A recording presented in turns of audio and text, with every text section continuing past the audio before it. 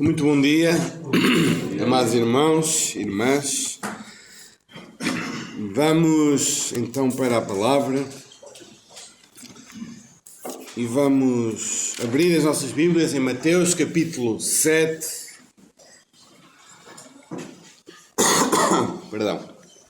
Mateus capítulo 7 e vamos ler dos versos 13 ao 23. Mateus 7, do 13 ao 23. Eu não sei, eu creio que nem todos aqui viram o filme Matrix, mas eu creio que uma vasta maioria viu. E há um momento, é um filme de ficção científica, mas é um filme que retrata alguém que é desafiado e sai da realidade estabelecida e conhecida para a verdadeira realidade.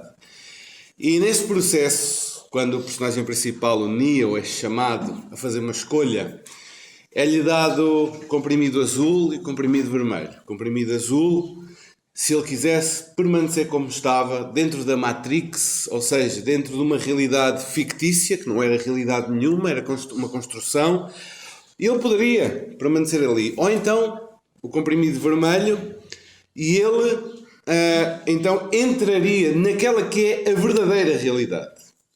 Muito antes de Keanu Reeves fazer o Matrix e desta ideia, Jesus Cristo não nos dá uma pílula vermelha e uma pílula azul, mas dá-nos uma escolha. Uma escolha de trilharmos o nosso caminho tal como ele está agora, ou uma escolha para uma mudança radical de vida. Não é ficção, não é cinema, é a mais pura das verdades. Todos nós temos que fazer uma escolha em algum momento. E essa escolha terá consequências futuras, consequências eternas, consequências irreversíveis para a nossa existência. E nós vamos ver essa escolha agora no capítulo 7, do verso 13 até ao verso 23. Diz assim a palavra de Deus. Mateus 7,13. Entrai pela porta estreita. Larga é a porta e espaçoso o caminho que conduz para a perdição, e são muitos os que entram por ela. Porque estreita é a porta e apertado o caminho que conduz para a vida, e são poucos os que acertam com ela. Acautelai-vos dos falsos profetas, que se vos apresentam disfarçados em ovelhas, mas por dentro são lobos roubadores. Pelos seus frutos os conhecereis. Colhem-se porventura uvas dos espinheiros ou figos dos abrolhos? Assim toda a árvore boa produz bons frutos, porém a árvore má produz frutos maus. Não pode a árvore boa produzir frutos maus, nem a árvore má produzir frutos bons. Toda a árvore que não produz bom fruto é cortada e lançada ao fogo. Assim, pois, pelos seus frutos os conhecereis. Nem todo o que me diz, Senhor, Senhor, entrará no reino dos céus, mas aquele que faz a vontade do meu Pai que está nos céus. Muitos naquele dia hão de dizer-me, Senhor, Senhor, porventura não temos nós profetizado em Teu nome? E em Teu nome não expelimos demónios? E em Teu nome não fizemos muitos milagres? Então lhes direi explicitamente, nunca vos conheci. Apartai-vos de mim, vos que praticais a iniquidade. Até aqui a palavra do Senhor. Vamos orar novamente. Amado Deus, nesta hora, Senhor, pedimos a Tua bênção para a leitura, para a exposição da Tua palavra, Senhor. Que o Teu Santo Espírito trabalhe na vida de todos nós aqui, Senhor. Que possa trazer salvação àqueles que ainda não são Teus. Trazer consagração àqueles que já são Teus filhos, Senhor. E que as nossas vidas sejam transformadas pela ação do Espírito e a ministração da Tua palavra, Senhor. Te pedimos no nome de Jesus Cristo. Amém. Amém. Jesus está a chegar à conclusão do seu sermão. está a chegar aqui ao desafio final. Ele apresentou-nos as virtudes do reino, do cidadão do reino, qual era o seu caráter, qual era a sua postura, como era a sua piedade e tudo isso. E agora ele confronta-nos. Há dois caminhos. Há uma decisão. Ao estilo do Matrix, há dois comprimidos. Há o azul e há o vermelho. Há duas portas. E há dois fins. E Jesus confronta-nos com este dilema. Jesus não vai no caminho do meio termo. Há muitos que, se calhar aqui, muitos ou alguns, poderão pensar que há um meio termo. Há um caminho que está no meio, que é o caminho da religião, mas onde eu posso ainda viver a minha vida como eu entendo e acho que é melhor para mim. Mas Jesus não dá essa hipótese é inventada por nós. Jesus não nos dá esse caminho. Jesus dá-nos ou me seguem ou não me seguem. Não há uma terceira via, não há um terceiro trajeto. Em todos os versículos 13 e 14, Jesus apresenta-nos aqui dois caminhos. Jesus apresenta apenas duas opções, a porta e o caminho estreito e a porta e o caminho largo. Apresenta-nos duas multidões, dois tipos de pessoas e apresenta-nos dois destinos finais. Então a porta e o caminho largo que Jesus diz aqui no versículo 13 diz: entrai pela porta estreita, larga é a porta e espaçoso o caminho que conduz para a perdição, e são muitos os que entram por ela. Jesus apresenta-nos então a porta e o caminho largo. E o que é esta porta e este caminho largo, onde nós podemos entrar com tudo aquilo que temos, com tudo aquilo que somos? Esta é a porta que não exige e o caminho que não exige sacrifício. Podemos dizer que porta e caminho largo são, na verdade, aquilo que Satanás ofereceu a Jesus. Todos os reinos da terra te darei, se prostrado me adorares. Ou seja, Jesus era Senhor e Rei, de acordo com Satanás, de todas as coisas, se ele não tinha que morrer na cruz, ele tinha que se curvar ao diabo. É a porta e o caminho largo, sem cruz, sem coroa de espinhos, sem sacrifício, sem sangue, não é preciso nada. E Jesus apresenta-nos aqui este caminho e esta porta larga, onde tu não precisas de lutar contra ti mesmo. Tu podes pensar como tu quiseres, tu podes fazer como tu quiseres. Este caminho é o caminho da tolerância, é o caminho da permissividade. Ninguém me vai dizer que eu estou mal, e eu não vou dizer a ninguém que está mal. Eu não vou dizer que há um pecado que tem que ser combatido. Eu não vou dizer que há renúncia e tu também não vais querer ouvir sobre renúncia. É o caminho onde eu não preciso de fazer nada. Basta viver de forma natural. Basta viver como estou. Quem anda neste caminho é aquele que segue os desejos do seu coração, a superficialidade, o egoísmo, a hipocrisia, a religião mecânica. Sabem, estas coisas não precisam de ser cultivadas, aprendidas. Elas são naturais em nós. E passar pela porta larga e andar no caminho largo é isto, não exige esforço algum da tua parte. Esta manhã eu quero que reflitas se tu estás neste caminho. Porque porventura pode dar-se de alguém estar aqui, estar com uma mentalidade religiosa, está na igreja, mas na verdade tem trilhado somente o caminho largo. Faz o que quer, pensa o que quer, diz o que quer e ninguém se pode meter na sua vida. Este é o caminho largo. Mas Jesus apresenta-nos uma outra porta e um outro caminho. Um caminho apertado e uma porta estreita. E esta porta e este caminho são, segundo Jesus, difíceis de encontrar e de entrar por ela. Entrar pela porta estreita E eu imagino, nós em casa gostamos de ter portas largas, não é? Até porque queremos meter lá um sofá, um cômodo, e portas estreitas é uma dor de cabeça. É assim com todos nós. Mas com Jesus, a porta tem que ser estreita. A porta tem que ser estreita o suficiente para passar só tu. Só tu e mais ninguém. Nem mais nada.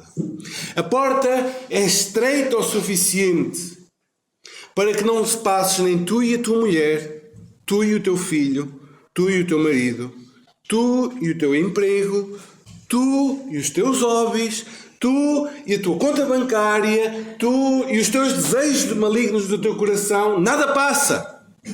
Nada passa. Só passas tu. E para passares tens que abandonar todos os teus pecados. Quando tu decides passar por esta porta, trilhar este caminho, significa que toda a bagagem tem que ser deixada para trás e só vou entre eu mesmo. Significa deixar todo o meu orgulho, toda a hipocrisia, toda a autossuficiência, toda a noção de mérito que nós temos, todas as nossas boas obras que nós vamos adquirindo ao longo do tempo e pensamos que chegamos diante de Deus com essas nossas boas obras, chegamos diante de Deus com essas coisas boas que nós fizemos e Deus diz, não, tu tens que passar só tu. As tuas obras também não passam. É só tu mesmo. É o caminho onde muitas vezes nos obriga a abdicar de amizades, a abdicar de família, a abdicar dos meus interesses pessoais para deixá-los do lado de fora. Notem que Jesus está a terminar o seu sermão e o que ele agora pretende é mostrar que entrar pela porta estreita é trilhar o caminho dos mandamentos que ele tinha acabado de dar. É trilhar o caminho do Sermão do Monte. Entrar pela porta estreita começa exatamente no momento em que eu reconheço que sou pobre de espírito e que não tenho nada, estou falido moralmente, estou falido espiritualmente, não tenho obras, não tenho mérito. Começa com esta pobreza de espírito, com a mansidão, com a pacificação, com o ser misericordioso, justo. Começa com esta disposição, o caminho estreito é o caminho trilhado na disposição de ser perseguido pelo nome de Jesus, de sofrer pelo nome de Jesus, de perder pelo nome de Jesus. Seguir o caminho estreito significa que eu sou sal e luz num mundo que está em trevas, num mundo que está em corrupção. Significa que a minha obediência a Deus não é uma coisa superficial, mas é de coração, é real. Não é só não matar, é não odiar. Não é só não adulterar, é não cobiçar. Significa trilhar este caminho estreito e apertado, significa que toda a boa obra que eu faço, todas as coisas boas, toda a minha piedade, ela não é para meu engrandecimento, ela não é para a minha exaltação, ela é para Deus. Ela é para Deus. Por isso estou livre da hipocrisia, de orar como os hipócritas, de jejuar como os hipócritas, de dar como os hipócritas, que fazem para si mesmos. Trilhar o caminho estreito significa que, apesar de eu ter necessidades deste mundo, estas necessidades, os recursos deste mundo não são o meu Deus, não são o meu Senhor. A minha devoção, a minha entrega é ao Senhor e nisso eu descanso, a ponto de não andar ansioso com aquilo que hei de comer, beber ou vestir, porque eu sei que Deus cuida de mim em todas essas fases, porque a minha preocupação é a justiça e o reino de Deus. Eu busco isso. Trilhar o caminho estreito é isto. Trilhar o caminho estreito, entrar pela porta estreita, viver este sermão do monte, é ter uma disposição de não julgamento, como se eu não fosse pecador. É ter sabedoria e discernimento na partilha do Evangelho. É viver na dependência de Deus e na confiança de que Deus dá aquilo que é melhor para os seus filhos. Este é o caminho que Deus te convida a trilhar. E sabem, isto não é natural. Isto não é não é natural em nós. Este é um caminho estreito e apertado. E ele é difícil de se encontrar. Será que todos nós aqui andamos neste caminho? Será que todos nós aqui já passámos esta porta? Esta é uma pergunta importante, como iremos ver nos versículos adiante. É que alguns poderão pensar que já passaram, mas ainda não passaram. Alguém pode estar aqui 10 anos, 20 anos, 30 anos, 40 anos e efetivamente nunca ter passado pela porta estreita. Jesus apresenta-nos também duas multidões, dois grupos diferentes. Aqueles que escolhem o caminho da facilidade, do conforto, são muitos, na verdade é a maioria. Jesus diz lá no versículo 13: larga é a porta e espaçoso o caminho que conduz à perdição, e são muitos os que entram por ela. Na verdade, a maioria das pessoas que entram por esta porta e por este caminho largo, à vontade. Mas os que entram pela porta estreita e trilham o caminho apertado, esses são poucos. Nós não somos a maioria. Nós não somos o grosso do mundo. Não somos massas, né? Não somos multidões. Somos poucos. Porque são poucos aqueles que entram por esta porta. O caminho do Sermão do Monte não é um caminho para a maioria, mas é um caminho para as minorias, que não se importam de serem consideradas escórias do mundo por amor a Jesus. Então, temos estas duas multidões, estes dois caminhos, estas duas portas, e agora o mais importante, temos estes dois destinos. O nosso Senhor Jesus Cristo mostrou também o destino final destes dois grupos.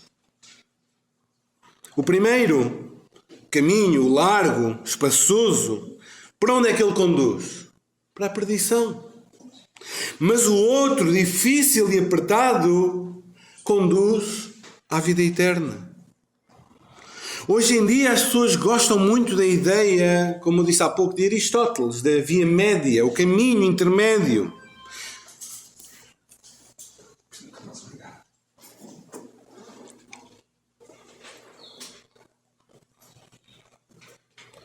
É certo que nós devemos ter alguma ponderação em muitos assuntos, não é? Sermos equilibrados. Mas no que toca à salvação, irmãos, no que toca à salvação da nossa alma, não há via média. Ou nós estamos, ou nós não estamos. Jesus apresenta estes dois caminhos com dois finais. E sabem, hoje em dia o caminho do meio é o caminho da virtude. Mas esse é o caminho do diabo. É o caminho do meio é o caminho que faz parte do caminho largo. Sabem, quando falamos e pensamos em pessoas que entram pelo caminho largo, pela porta larga, nós pensamos em quem? Em pessoas sem religião, pessoas lá de fora, que não querem saber nada de Deus. Não é também esse tipo de pessoas. É pessoas que estão provavelmente aqui dentro, um ou dois ou mais, não sei. Mas pessoas que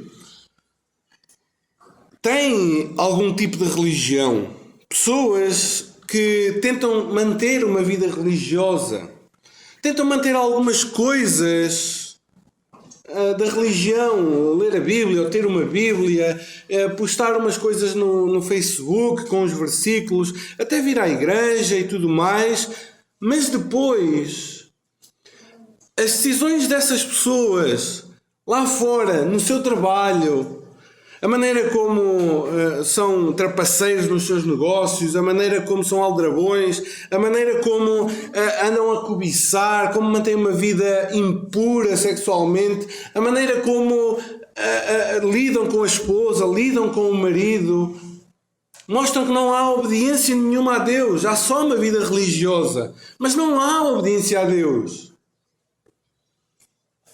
São muitos os que trilham este caminho, irmãos.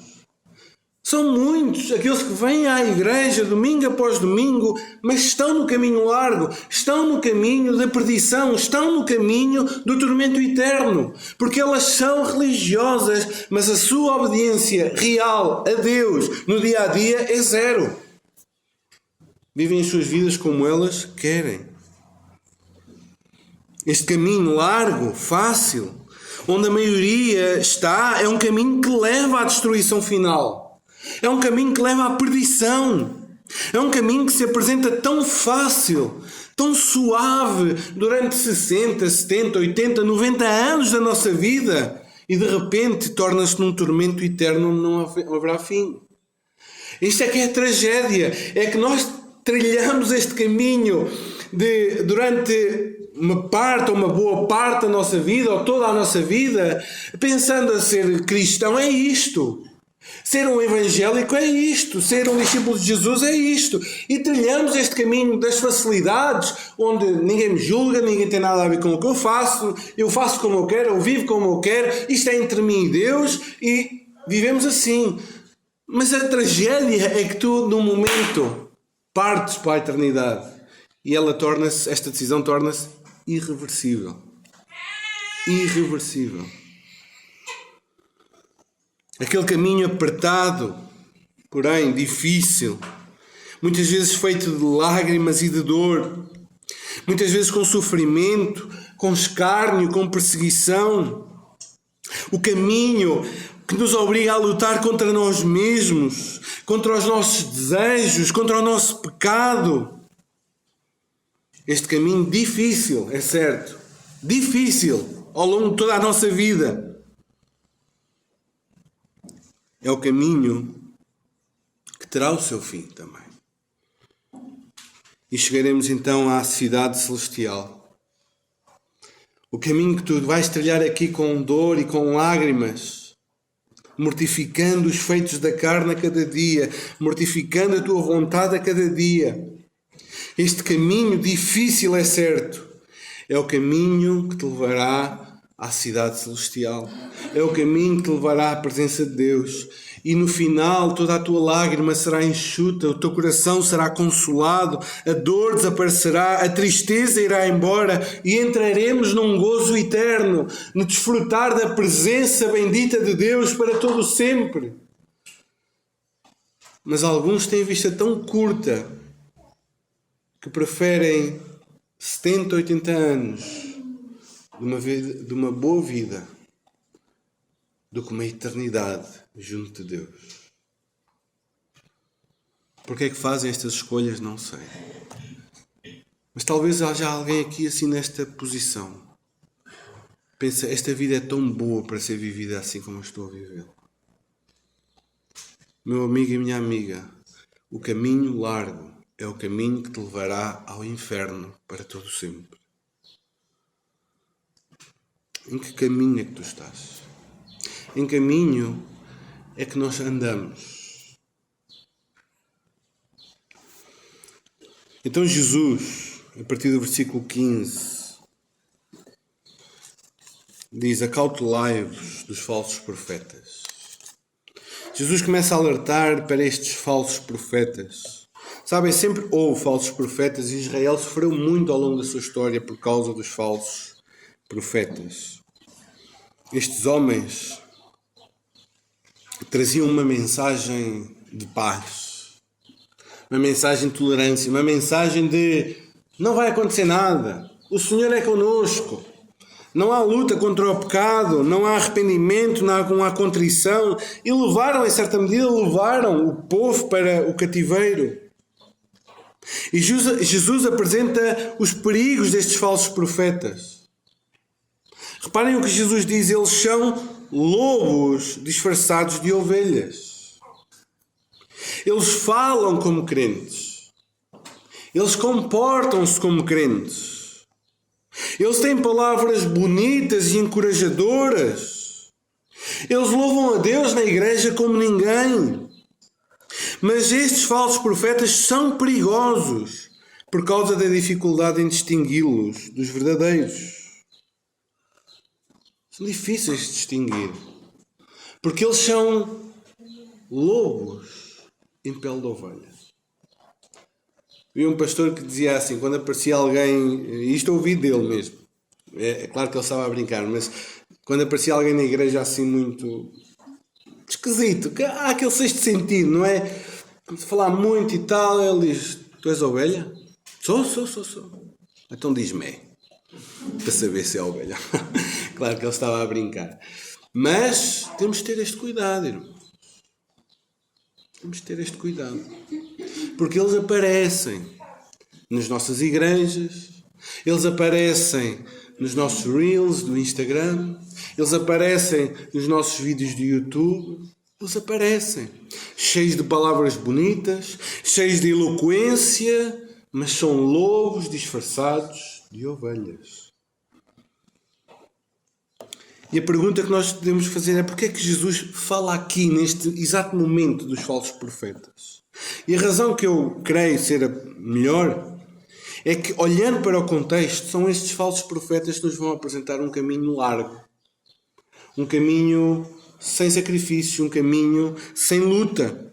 Não há confrontação de pecado, não há exigências morais, não há juízo ou punição. Deus é amor, Deus é tolerância, Deus é isto, Deus é aquilo. Não temos que dividir, temos é que criar pontes e o pecado passa impune, passa incólume dentro da própria igreja. Têm ar de que são gente temente a Deus e muito amorosa, mas são lobos disfarçados de ovelhas. Proclamam saúde, prosperidade, riquezas e, no entanto, conduzem o povo à destruição. Lembremos-nos, irmãos, que o que está aqui em jogo é a palavra de Deus e a obediência a ela. E estes falsos profetas, eles parecem que falam as palavras de Deus, mas são filhos do diabo. Estes falsos profetas procuram demonstrar que o caminho estreito e apertado é, na realidade, mais largo do que aquilo que parece. É mais largo do que aquilo que Jesus deu a entender. E que andar neste caminho não exige assim, nenhuma restrição na crença do comportamento. É aquela ideia, irmãos, que cada vez está mais presente de que eu posso viver a minha fé com Deus, a minha vida com Deus, mas no meu relacionamento com a minha esposa isso não interessa para nada, porque a minha fé não tem nada a ver com o meu casamento. Pessoas que têm vidas desgraçadas, moralmente falando, e até da sua sexualidade, têm vidas desgraçadas, têm vários companheiros, curtem com este, andam com aquele, mas depois a minha vida com Deus, Deus ama-me tanto, Deus quer o meu bem, e depois procuram as igrejazinhas que apregoam esta tolerância. Porque elas não querem ser confrontadas com o seu pecado. Sabem, irmãos, enquanto os porcos e os cães são fáceis de identificar, estes lobos metem-se no meio do rebanho disfarçados de ovelhas. E estas, na sua inocência, na sua ignorância, recebem estes lobos e só se dão conta do prejuízo quando já é tarde demais. Sobre estes homens, Jesus diz, acautelai-vos. Nós precisamos de orar e de pedir discernimento espiritual para perceber se algum destes falsos profetas está aqui connosco, a disseminar ideias erradas. Precisamos de perceber se algum destes falsos profetas é um pastor que nós seguimos lá na internet, lá no Instagram, lá no Facebook, lá no YouTube. E Jesus também nos mostra como é que nós podemos identificar estes falsos profetas. E o método que Jesus usa é a comparação de uma árvore. Não é? Ele diz, pelo fruto os conhecereis. O fruto mostra a identidade da árvore. Se uma árvore é má, ela não vai produzir bom fruto. Se uma árvore é boa, ela não vai produzir mau fruto. Quando o fruto chegar, toda a confusão se desfaz. Eu tenho lá árvores que, se não fosse pelo meu pai e por outros dizerem-me que era, não sabia o que era. Mas, agora que o fruto apareceu, já não preciso de ninguém, porque pelo fruto eu sei qual é a árvore. Ela ficou identificável para mim. O fruto identifica, não faz a árvore, não é a maçã que faz a macieira, mas a maçã identifica que é uma macieira. E os frutos destas pessoas, elas vão mostrar quem são estas pessoas. A prova final de que as minhas árvores são boas é quando elas produzirem bom fruto. Estes falsos profetas são provados no tempo. Nenhuma árvore consegue esconder a sua identidade por muito tempo. Da mesma maneira, o falso profeta será trazido à luz em algum tempo. É pelo fruto, na estação própria, no tempo próprio, o fruto vai aparecer. E esse fruto vai dizer quem é que eles são. Alguém que se diz pastor, servo de Deus, mas é contencioso, impuro, invejoso, imoral, roubador.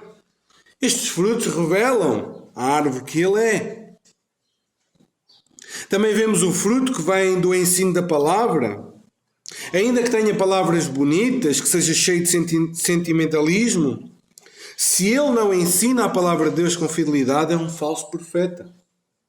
Irmãos, há muitos pregadores que eu invejo, uma inveja santa, a sua eloquência, a sua oratória. Mas eu não trocaria a eloquência pelo Evangelho. Porque o Evangelho que eles pregam é espúrio, é lixo, é do inferno e tem muita eloquência. E são bons oradores. Quando o seu ensino é posto à prova, que fruto é que nós vemos aí? Quando nós olhamos para o Evangelho que eles pregam, quem é Jesus para eles? O que é que eles dizem acerca do pecado? O que é que eles dizem acerca da justificação, da salvação, do porvir? O que é que eles dizem? O que é que eles ensinam? E pomos isso à prova, pelo fruto os conhecereis e sabereis se eles são bons ou não. Irmãos, cuidado com os falsos profetas. Porque são eles que vos apresentam um caminho largo, que vos ajuda a pensar que podem viver a vida em pecado e mesmo assim estão de bem com Deus. São esse tipo de pregadores que os irmãos ouvem, que depois vão deturpar as vossas decisões em relação ao emprego, à esposa, ao trabalho, à igreja. Porque vocês pensam, não, aquela pessoa, aquele pastor, aquele pregador que eu vi, diz que eu posso fazer isto e aquilo. E continuar a ser, então afinal é a minha igreja é que é demasiado conservadora, é demasiado retrógrada, vou mudar de igreja. Cuidado com os falsos profetas, irmão. Que vos apresentam um caminho de facilidade. Apresentam-vos um caminho de facilidade, mas que vos conduzirá ao tormento eterno. E por último, irmãos, versos 21 a 23, Jesus fala do falso profeta e do falso crente. Jesus passa a falar agora dos falsos crentes, que são piores que os falsos profetas. Sabem porquê? Porque o falso crente, ele tem a ideia de que é salvo. E não é. Quem daqui julga que é salvo, mas o seu fim é o inferno?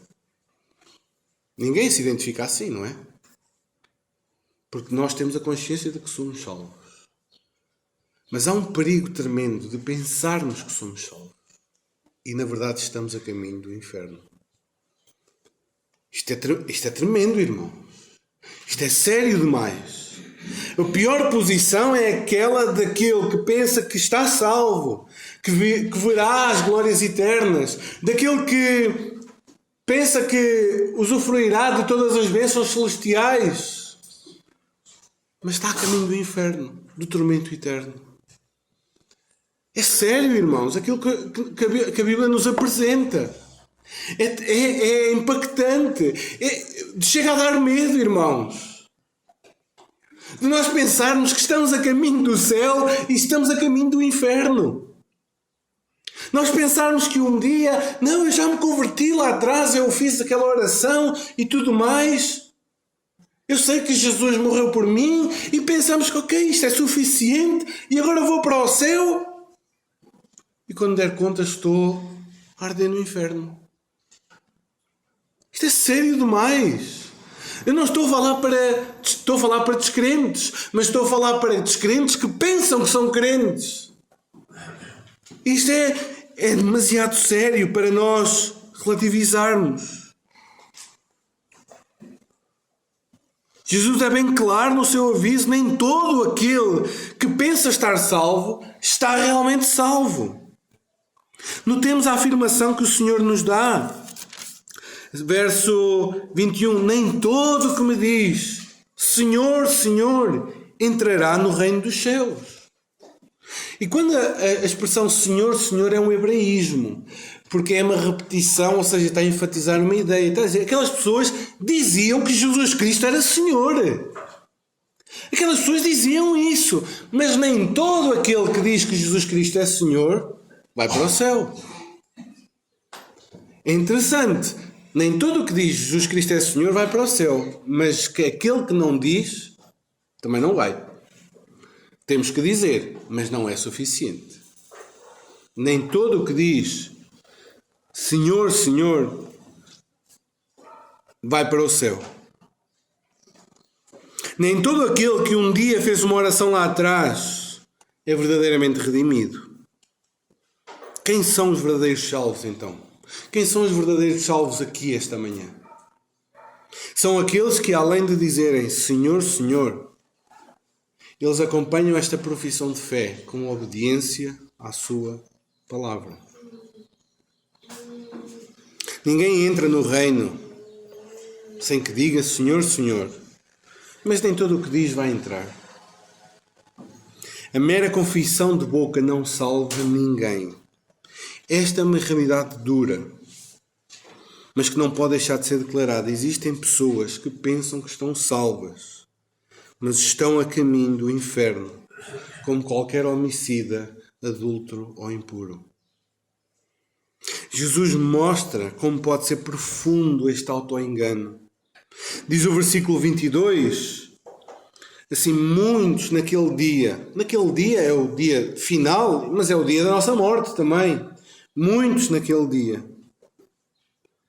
hão de dizer Senhor, Senhor, porventura não temos nós profetizado em Teu nome, e em Teu nome não expelimos demónios, e em Teu nome não fizemos muitos milagres? Notem, irmãos, que estes homens fizeram grandes coisas. Reparem como o assunto é sério. As coisas que estes homens fizeram hoje em dia são as credenciais para muitos do seu pastorado, do seu ministério. Muitos hoje, aqueles falsos apóstolos que hoje aparecem, e mais bizarro ainda, apóstolas, e falsos pastores, pior ainda, falsas pastoras. Muitos vêm com essas credenciais: profetizar em nome do Senhor, expulsar demónios em nome do Senhor, fazer milagres em nome do Senhor. E em momento algum Jesus diz que eles estão a mentir. Eles fizeram essas coisas. E daí? E daí? Quantos hoje ainda se seguram nestas credenciais como se isso fosse prova final dos servos de Deus? Milagres, coisas extraordinárias não são exclusivas do povo de Deus. Olha, em Mateus 24 diz assim: porque surgirão falsos cristos e falsos profetas, operando grandes sinais e prodígios para enganar, se possível, os próprios eleitos. Um sinal do fim dos tempos é homens a fazerem milagres, a fazerem prodígios pelo poder de Satanás. 2 Tessalonicenses 2,9 diz: ora, o aparecimento do iníquo é segundo a eficácia de Satanás, com todo o poder e sinais e prodígios da mentira, e com todo o engano de injustiça aos que perecem, porque não acolheram o amor da verdade para serem salvos. Tudo com a eficácia de Satanás. Milagres, curou, está liberto, eu profetizo, pode ser o poder de Satanás. É preciso cuidado, irmãos. A resposta do Senhor a estes que baseavam a sua salvação nestes atos extraordinários, a resposta do Senhor a estes não podia ser mais terrível. Nunca vos conheci. Reparem que Jesus não está a dizer que eles perderam a salvação, que foram e agora já não são. Jesus está a dizer que nunca tiveram um relacionamento com Ele. Vocês nunca foram meus discípulos. Vocês nunca tiveram um relacionamento comigo. Nunca foram meus servos. Vocês nunca foram salvos. Apartai-vos de mim. Irmãos, não são as coisas extraordinárias, mirabolantes, que dizem se alguém é ou não é um verdadeiro discípulo de Jesus. O que marca o verdadeiro discípulo é fazer a vontade do Pai. É mostrar as evidências das bem-aventuranças na nossa vida. É ser este sermão do monte no dia a dia. Quando nos relacionamos, quando vimos à igreja, quando negociamos, quando respeitamos a mulher ou o homem, quando amamos os nossos inimigos e oramos por eles. Isto é obedecer. Cuidado com a fascinação desses ministérios de espetáculo. Cuidado.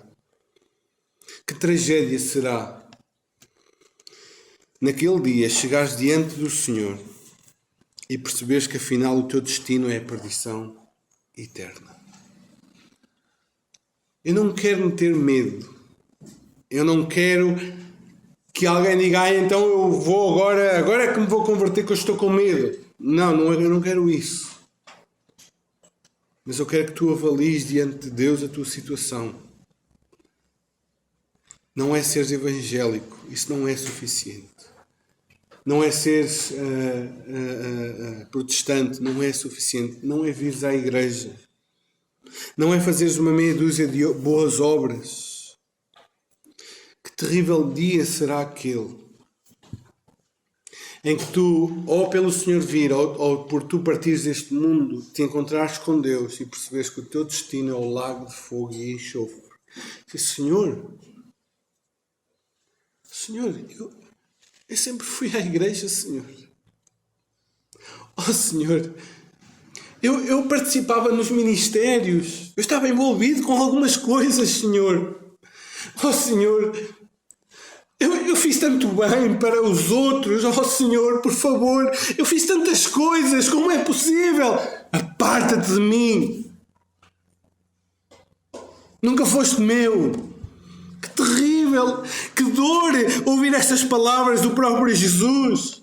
Quando nós alimentamos uma vida de religião, uma vida de coisas, e afinal nunca fomos nada.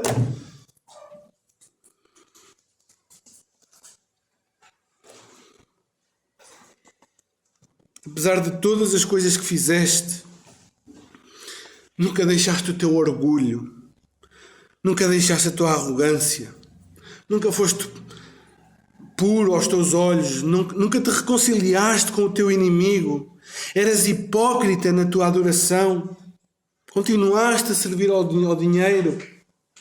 Aparta-te de mim. Aparta-te de mim. Irmãos, que sermão! Que desafio! Quando estão aqui hoje a ouvir a palavra do Senhor e se calhar já estão até um pouco enfadados de me ouvir e vão sair e vão viver a sua vida e vão morrer e vão para o inferno. Não sei a quem acontecerá isso, mas eu peço, considera a tua situação diante de Deus. Considera a tua posição. Não é o que tu fizeste até agora. Avalia a tua situação. Tu estás no caminho largo ou no caminho estreito? Tu vives na obediência a Deus ou em meros feitos religiosos? Tu hoje foste colocado entre a espada e a parede. Hoje a palavra de Deus obriga-te a fazer uma escolha. Por qual porta vais entrar? Qual é o caminho que desejas seguir? Queres o caminho fácil, sem problemas, onde nada tem que ser mudado, onde ninguém vai exigir nada de ti? Então segue o caminho largo. Segue esse caminho. Mas ele tem atenção, ele levar-te-á à destruição eterna. Queres ter vida eterna? Então deves despojar-te de ti mesmo, das tuas coisas, e trilhar este caminho difícil, mas que no fim será recompensado por toda a eternidade. Cuidado com o auto-engano. Talvez tenhas vivido até aqui a pensar que eras crente. Talvez. Pensavas que por teres feito uma oração lá atrás a tua salvação estava segura. Que ser salvo, justificado, regenerado, vivificado significa que tu mesmo mudaste. Significa que já não és o que eras. Não podes dizer que Jesus Cristo é teu Senhor e a vida permanecer a mesma. As tuas afeições permanecerem as mesmas. Os teus desejos permanecerem os mesmos. Agora as bem-aventuranças estão presentes em ti. A tua conduta moral é a moral de Deus. Novos interesses, novos hábitos, novos desejos, novas afeições do coração. Se vir à igreja é um enfado, se participar da ceia é quando dá, quando eu quero. Se a leitura da Bíblia, hoje não deu, amanhã não deu. Se essas coisas para ti são corriqueiras, considera se és um evangélico ou se és um filho de Deus. Se nada do sermão aconteceu, se não há esta obediência ao Senhor Jesus, se o sermão do monte não é visível na tua vida, talvez estejas enganado. Meu amigo, meu irmão, talvez te sintas satisfeito com a tua vida. Talvez aches que a tua espiritualidade é muito elevada. Talvez penses que sejas salvo. Mas eu quero apelar que te convertas ao Senhor. Que entregues a tua vida ao Senhor. O caso de John Wesley é tremendo. John Wesley pregou muito e ensinou muito antes de se converter. Ele pensava que era crente. Até que um dia, numa noite, num serão, num grupinho, estavam a ler a introdução da carta de Paulo aos Romanos, o comentário de Calvino. Calvino ou de Lutero, já não estou recordado. Foi de Lutero. E ele diz que então sentiu o coração a arder. Aí foi a conversão dele. Mas ele pregou muito antes de se converter.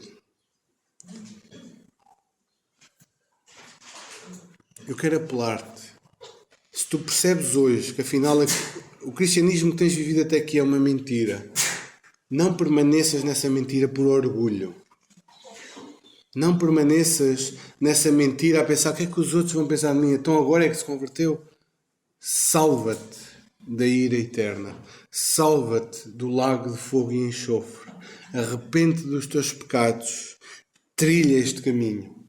Entra por esta porta. Entrega a tua vida a Jesus. Eu quero apelar a que tu tenhas um cristianismo real, sem falsidades, que crê no Evangelho, que está disposto a deixar tudo para trás por amor a Cristo. Eu quero convidar-te a entrares hoje pela porta estreita. A entrares hoje pela porta estreita e então a seres verdadeiramente salvo. Este é o desafio do Evangelho esta manhã. Para de te enganares a ti mesmo e entra pela porta que te conduz à vida eterna. Que o Senhor nos abençoe.